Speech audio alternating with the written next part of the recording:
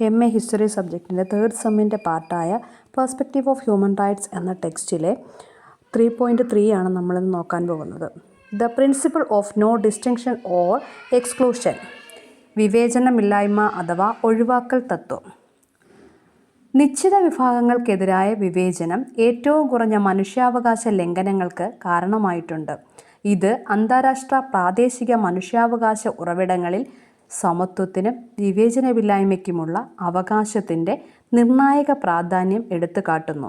ലിംഗം, വംശം, മതം, വൈകല്യം ഉൾപ്പെടെയുള്ള വിവിധ സവിശേഷതകളുടെ അടിസ്ഥാനത്തിൽ വിവേചനമില്ലാതെ മനുഷ്യാവകാശങ്ങൾ സംരക്ഷിക്കപ്പെടുന്നുണ്ടെന്ന് ഉറപ്പാക്കാൻ ഭരണകൂടങ്ങൾ ബാധ്യസ്ഥരാണ്. എല്ലാ വ്യത്യാസപ്പെടുത്തലുകളും വിവേചനമായി കണക്കാക്കുന്നില്ലെങ്കിലും വരുത്തുന്ന ഏതൊരു വിവേചനവും ന്യായമായതും വസ്തുനിഷ്ഠവുമായ മാനദണ്ഡങ്ങളാൽ സാധൂകരിക്കപ്പെടേണ്ടതാണ്. ഇത് തെളിയിക്കാനുള്ള ബാധ്യത സർക്കാരുകൾക്കാണ്. പ്രത്യേക പരിരക്ഷയുടെ ആവശ്യകത തിരിച്ചറിഞ്ഞ് സ്ത്രീകൾ, ന്യൂനപക്ഷങ്ങൾ എന്നിങ്ങനെയുള്ള പ്രത്യേക ആവശ്യമുള്ള വിഭാഗങ്ങൾക്കായി നിരവധി മനുഷ്യാവകാശ രേഖകൾ നിലവിലുണ്ട്.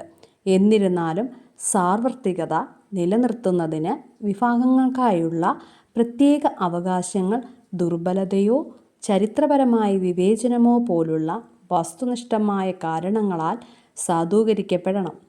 മുൻകാല വിവേചനത്തിൻ്റെ നീണ്ടുനിൽക്കുന്ന പ്രത്യാഘാതങ്ങൾ പരിഹരിക്കുന്നതിന് മുൻഗണനാപരമായ പരിഗണനയോ ക്വാട്ടകളോ പോലുള്ള താൽക്കാലിക പ്രത്യേക നടപടികൾ ആവശ്യമായി വന്നേക്കാം.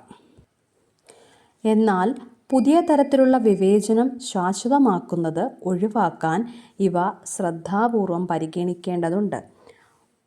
ഒരു വ്യക്തികളുടെ ഓവർലാപ്പിംഗ് ഐഡൻറ്റിറ്റികളും അനുഭവങ്ങളും അംഗീകരിക്കേണ്ടതുണ്ട്. വിവിധ തരത്തിലുള്ള വിവേചനങ്ങൾ എങ്ങനെ പരസ്പരം ബന്ധപ്പെട്ടിരിക്കുന്നു എന്ന് ഇത് ചൂണ്ടിക്കാണിക്കുന്നു. കൂടാതെ ഒന്നിലധികം പാർശ്വവൽക്കരിക്കപ്പെട്ട ഐഡൻറ്റിറ്റികളുടെ സംഗമസ്ഥാനത്ത് നേരിടുന്ന തനതായ വെല്ലുവിളികൾ പരിഹരിക്കാൻ സഹായിക്കുന്നു. Thank you.